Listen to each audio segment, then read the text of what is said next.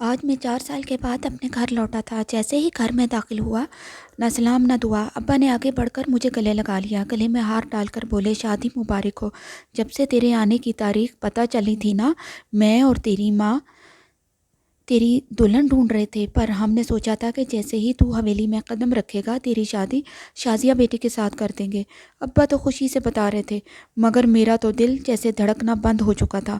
سوچ بھی نہ سکتا تھا کہ ابا اتنا بڑا فیصلہ مجھ سے پوچھے بغیر لے لیں گے، اور وہ بھی بنا کسی پیش کی اطلاع کے۔ ابا اپنی خوشی میں بھول گئے تھے کہ میں 21ویں صدی کا پڑھا لکھا نوجوان ہوں۔ میں نے وہ ہار گلے سے اتار پھینکا اور غصے سے پیر پٹکتا ہوا اندر آ گیا۔ حویلی کے اندر بجنے والے ڈھول بند ہو گئے، اور ابا کی خاموشی بھی اس بات کا پتہ دے رہی تھی کہ انہیں میری ناگواری کا پتہ چل چکا ہے۔ تھوڑی دیر گزری تھی کہ میرے کمرے میں رفتہ رفتہ میرے خاندان کے لوگ جمع ہونے لگے۔ سب سے آگے میری ماں تھی۔ بیٹے، یہ تو نے کیا کیا؟ تو جانتا ہے میری اس گھر میں عزت تیرے اس رویے سے مشروط ہے۔ تو اگر ایسا کرے گا تو لوگ کیا کہیں گے کہ میں نے تیری یہ تربیت کی ہے؟ اماں نے اپنی بلیک میلنگ شروع کر دی۔ اماں، یہ کوئی طریقہ ہے؟ میں پڑھا لکھا عاقل بالغ نوجوان ہوں، آپ نے مجھ سے پوچھے بنا میری شادی طے کر دی، مجھے بتایا تک نہیں۔ یہ کہاں کا انصاف ہے؟ میں تقریباً چلا رہا تھا۔ بیٹے، میں کچھ نہیں جانتی، لیکن اگر تو اپنے باپ کی بات نہیں مانے گا تو وہ مجھے یہاں ایک پل نہیں رکنے دے گا۔ اس عمر میں طلاق لے کر کہاں جاؤں گی؟ بیٹا میرا کچھ تو خیال کر، اور اگر آج تو نے میری بات نہیں مانی تو میں تجھے کبھی معاف نہیں کروں گی، اپنا دودھ نہیں بخشوں گی تجھے۔ اماں نے یہ کہتے ہوئے چادر میرے پاؤں میں رکھ دی، اور اماں کے آنسو میرے جوتوں پر گرنے لگے۔ مجھے شرم آنے لگی کہ میں کیسا بیٹا ہوں، ساری دنیا کے سامنے اپنی ماں کو اپنے پاؤں میں ذلیل کر رہا ہوں۔ اماں، ایسا مت کہو، مان لوں گا تمہاری بات، مگر ایک شرط پر، کہ میں اس حویلی میں ایک پل نہیں رکوں گا۔ اس شادی کے بعد میں یہاں سے چلا جاؤں گا۔ بیٹے، تو نے جو سوچا ہے ویسا ہی ہوگا، ابھی انکار مت کر۔ نکاح کے لیے مولوی آ گیا ہے، مہمان باہر بیٹھے ہیں، تو نے انکار کر دیا تو ہماری ناک کٹ جائے گی۔ بیٹے، پھر میں کہاں جاؤں گی؟ تیرا باپ تو پریشانی سے مر جائے گا، مگر منہ سے کچھ نہیں بولے گا۔ مان جا بیٹے۔ ماں میرے ماتھے کو چوم رہی تھی۔ میں نے خاموشی سے نکاح کے لیے رضامندی کا اظہار کر دیا۔ ابا تو اب بھی خوش ہو رہے تھے کہ چلو جیسے بھی صحیح، میں نے نکاح کے لیے ہاں تو کر دی۔ تھوڑی دیر کے بعد مولوی صاحب آئے، نکاح نامے پر میرے سائن لے کر چلے گئے۔ میں نکاح کے بندھن میں بندھ چکا تھا، اور رسم دنیا نبھانے کو مجھے دلہن کے کمرے میں بھیج دیا گیا۔ رات کے 10 بجے ہوں گے۔ مجھے نہ جلدی سونے کی عادت تھی، نہ ہی مجھے گاؤں کہ رسم و رواج کی سمجھ آتی تھی۔ میں نے دیکھا وہ لڑکی سر جھکائے میرے بستر پر بیٹھی میرا انتظار کر رہی تھی۔ اس کی یہ ادائیں دیکھ کر مجھے غصہ آ رہا تھا۔ میرے خیال میں نائلہ کا چہرہ اور اس کی آواز بسی ہوئی تھی۔ میں اسے کسی پل بھی بھول نہیں سکتا تھا۔ وہ شہر میں رہتے ہوئے میری روح تک میں اتر چکی تھی۔ میں اور نائلہ ساتھ ساتھ پڑھتے تھے اور شادی کرنے کا ارادہ رکھتے تھے، مگر میں کیا جانتا تھا کہ گاؤں کی حویلی میں قدم رکھتے ہی میں ایک رشتے میں بندھ جاؤں گا۔ خیر، میں نے کسی سے کچھ نہ کہا۔ میں جانتا تھا کہ میں آزاد ہوں، اپنا فیصلہ خود کر سکتا ہوں، اور کسی پر تو میرا روب نہیں جل سکتا ہے۔ یہ لڑکی جس کی وجہ سے میں اس مصیبت میں پھنسا تھا، اسے تو سزا دوں۔ میں نے سوچا، اٹھو، یہاں سے ناٹک کرنے کی ضرورت نہیں ہے، کپڑے بدلو اور وہاں نیچے اپنا بستر بچھا کر سو جاؤ۔ خبردار، جو تم نے کبھی میرے پاس بھٹکنے کی کوشش کی، نہ ہی میں نے تمہیں بیوی تسلیم کیا ہے، اور نہ مجھ سے کوئی ایسی امید رکھنا۔ میں کسی اور سے محبت کرتا ہوں اور اسی سے شادی کر کے رہوں گا۔ میری زندگی میں تمہاری کوئی حیثیت نہیں ہے، میں نے سختی سے کہا۔ وہ میری بات پر کسی بھی قسم کا رد عمل کے اظہار کے بغیر اٹھ کر خاموشی سے صوفے پر بیٹھ گئی۔ اس نے اپنا بستر بنایا اور اطمینان سے سو گئی۔ مجھے اس کا اطمینان سے سونا بھی ناگوار گزر رہا تھا۔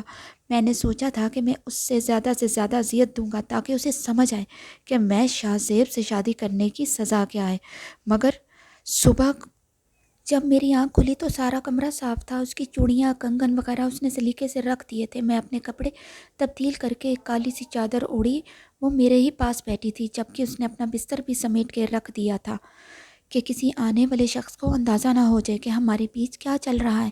میں نے اس کی صورت دیکھی تو کافی خوبصورت تھی، مگر ایک لمحے کے لیے اس کے حسن میں کھو کر میں دوبارہ اپنے حواسوں میں لوٹ آیا۔ تم نے کیا سمجھا ہوا ہے؟ تم اپنی اداؤں سے مجھے اپنا بنا لو گی؟ ایسا سوچنا بھی مت۔ میرے دل میں صرف اور صرف نائلہ ہے، میں کبھی اسے بھول نہیں سکتا۔ تم جو مرضی کر لو، اس جیسی نہیں ہو سکتی، میں نے اس کے دل پر وار کرتے ہوئے کہا۔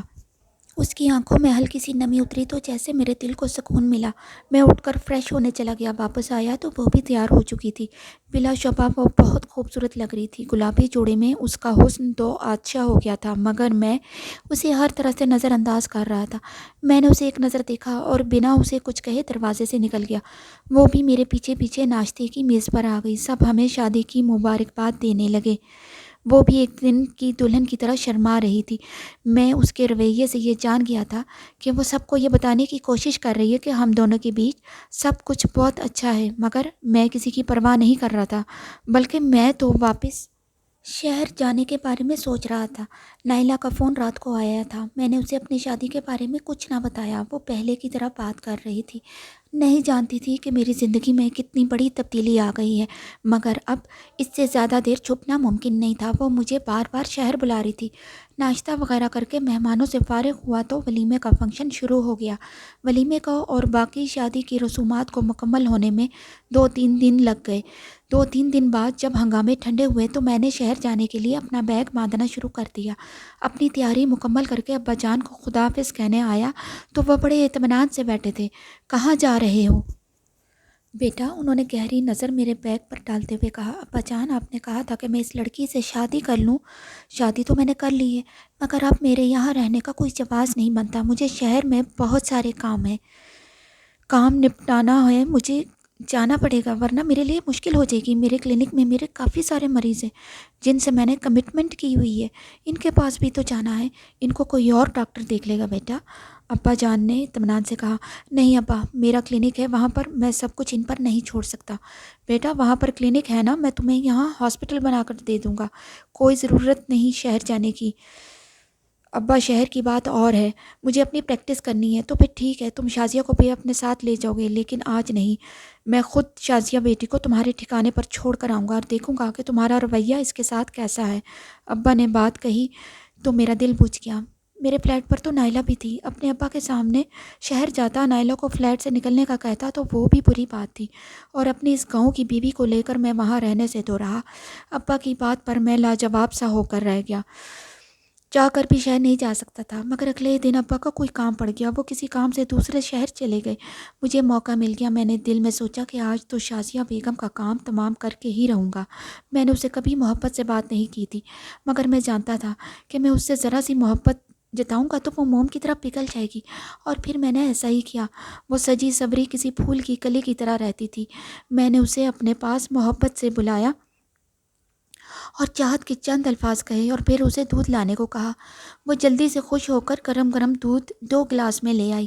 میں نے کہا، ہماری نئی زندگی کی شروعات ہو رہی ہے، میں چاہتا ہوں کہ ہم ایک دوسرے کو اپنے ہاتھ سے دودھ پلائیں۔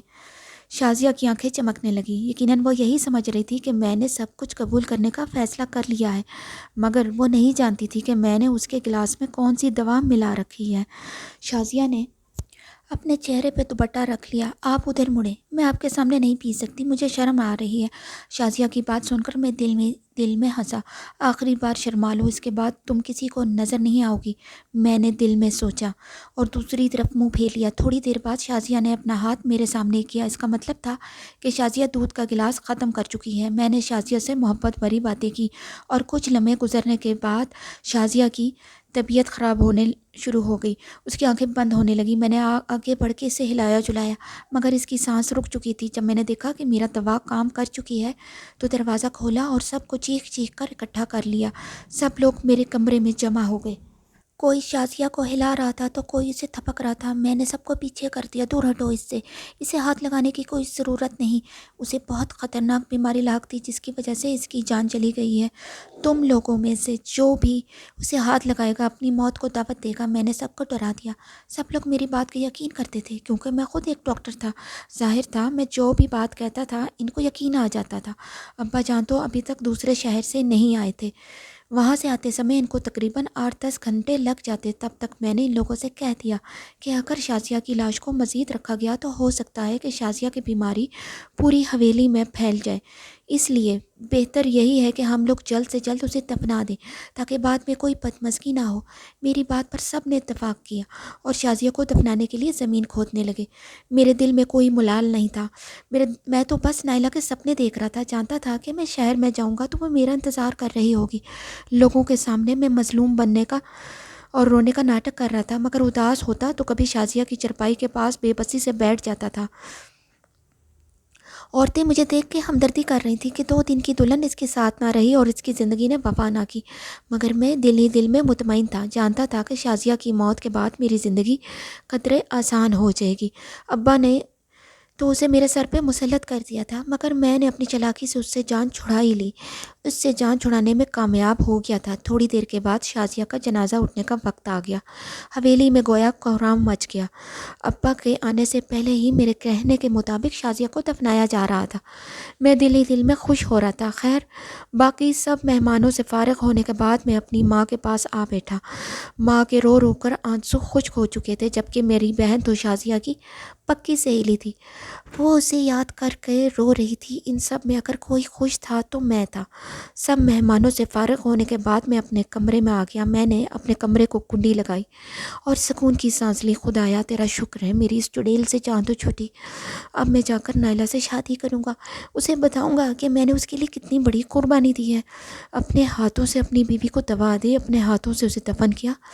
میں شیطانی ہنسی ہنسنے لگا۔ ہنستے ہنستے میری نظر اپنے بیڈ پر گئی تو یہ دیکھ کر میرے پاؤں تلے سے زمین نکل گئی کہ وہاں کوئی اور نہیں، سفید کپڑوں میں ملبوس شازیہ بیٹھی تھی۔ دل میں سوچنے لگا کہ کہیں شازیہ کی روح مجھ سے بدلہ لینے تو نہیں آ گئی۔ میں دروازہ کھول کر بھاگنے ہی والا تھا کہ شازیہ نے مجھے آواز دی، بہت خوش ہونا تم مجھے مار کر۔ فکر نہیں کرو، میں شازیہ ہی ہوں، اس کی روح نہیں، شازیہ نے کہا۔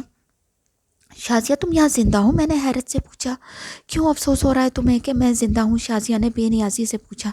نہیں، تم نے یہ سب کیا کیسے؟ میں نے حیرت سے پوچھا۔ یہ مت پوچھو کیوں کیا، تم نے ہمیشہ مجھے دھتکارا، میرے حلیہ کا مذاق اڑایا، تمہیں اپنی تعلیم پر بڑا زوم تھا نا، مگر تم یہ جانتے ہو تم جس ڈگری پر فخر کر رہے ہو، میں تمہارے ہی کالج کی جونیئر ٹاپر رہی ہوں، مگر میں نے کبھی غرور نہیں کیا۔ میں نے ہمیشہ اللہ اور اس کے رسول کی تعلیمات پر عمل کر کے اپنی زندگی کو آسان بنانا چاہا، اور تم اپنی محبت کے پیچھے بھاگتے رہے۔ تمہیں شاید نہیں پتہ ہوگا، مگر تمہارے اور نائلہ کے بارے میں سب کچھ جانتی تھی، اور تمہیں یہ جان کر حیرت ہوگی کہ میں بھی تمہارے ہی کالج میں پڑھی ہوئی ہوں، مگر تم میں اور مجھ میں بہت فرق ہے۔ تم اپنی جھوٹی انا کی تسکین کی خاطر کیا سے کیا بن گئے، میں اپنی جڑوں سے جڑی رہوں گی، کبھی ان سے بغاوت نہیں کروں گی۔ تم نے جب مجھے دودھ دیا تھا نا، مجھے شک ہو گیا تھا کہ تم کبھی مجھ سے ہنس کر بات تک نہیں کی، مگر آج محبت بھری باتیں کر رہے ہو۔ یہ سب کیا ہے؟ میں سمجھ گئی تھی میں ان پڑھ نہیں ہوں، تم نے مجھے جاہل سمجھا، مگر میں اپنے کالج کی ٹاپر تھی۔ تمہیں کیا لگا میں تمہاری ان حرکتوں کو سمجھ نہیں پاؤں گی؟ میں سب جانتی تھی، میں جانتی تھی کہ تم مجھے مارنے کا ناٹک کرو گے، تم یہاں سے جاؤ گے، شہر جا کر نائلہ سے شادی کرو گے، مگر میں نے تمہیں کچھ نہ کہا کہ شاید تمہیں شرم آ جائے، مگر تم جیسے لوگوں کو شرم نہیں آتی وہ اپنی غلطیوں پر کبھی شرمندہ نہیں ہوتے۔ ہاں، مگر میں نے اپنا معاملہ اللہ پر چھوڑ دیا ہے، شازیہ نے میری طرف دیکھ کر کہا۔ آج کے بعد سے میں تمہیں اپنے ہر طرح کے حق سے آزاد کرتی ہوں، تمہیں میرے لیے پریشان ہونے کی ضرورت نہیں ہے۔ ویسے بھی حویلی کی نظر میں تو میں مر چکی ہوں، کوئی مجھے نہیں جانتا۔ تم فکر نہیں کرو، میں ایک ملازمہ کی مدد سے قبر سے باہر آئی ہوں، ورنہ تم نے تو مجھے دفنا ہی دیا تھا، اور پھر آج تم یہ کر سکتے ہو تو کل کو کچھ اور بھی کرو گے۔ مجھے تم سے کوئی گلہ نہیں، تم جیسے تھے ویسے ہی رہو، میں تمہاری زندگی سے خاموشی سے چلی جاؤں گی۔ بس دعا کروں گی کہ خدا تمہیں ہدایت دے اور تمہیں توفیق دے کہ تم دوسروں کے جذبات بھی سمجھ سکو۔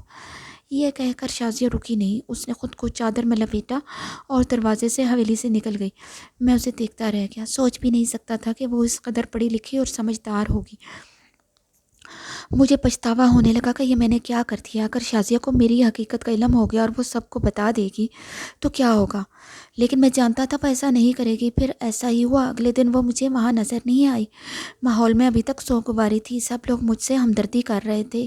اگلے دن میں نے کسی سے کچھ نہ کہا۔ ابا بھی آ گئے تھے، اپنے بھانجی کی موت پر وہ بہت افسردہ تھے، مگر میں جانتا تھا کہ اب وہ مجھے شہر جانے سے نہیں رکیں گے، کیونکہ میرا دل تو پہلے ہی اداس تھا۔ وہ میری میری خوشی میں رکاوٹ نہ بنتے۔ اور پھر میری بیوی کے 40ویں کے بعد میں نے ابا سے شہر جانے کی اجازت مانگی۔ ابا نے مجھے اجازت دے دی۔ وہ جانتے تھے کہ گاؤں میں میرا دل نہیں لگتا۔ ابا کی اجازت لے کر میں واپس شہر آ گیا۔ میں نے نائلہ سے شادی کی اور اس کے ساتھ ہنسی خوشی رہنے لگا۔ نائلہ میری محبت پا کر بہت خوش تھی۔ ہم دونوں اپنی زندگی خوش و خرم طریقے میں گزار رہے تھے کہ 2-3 ماہ بعد جب شادی کا خمار اترا تو مجھے معلوم ہوا مجھ میں اور میری بیوی نائلہ میں بہت فرق ہے۔ میں بظاہر ماڈرن تو تھا، مگر میں وہی جاگیردارانہ اور زمیندارانہ سوچ کا مالک تھا جس سے نائلہ جیسی لڑکیاں چڑ کھاتی تھیں۔ میں نے نائلہ پر پابندیاں شروع کی تو اس نے میرا جینا حرام کر دیا۔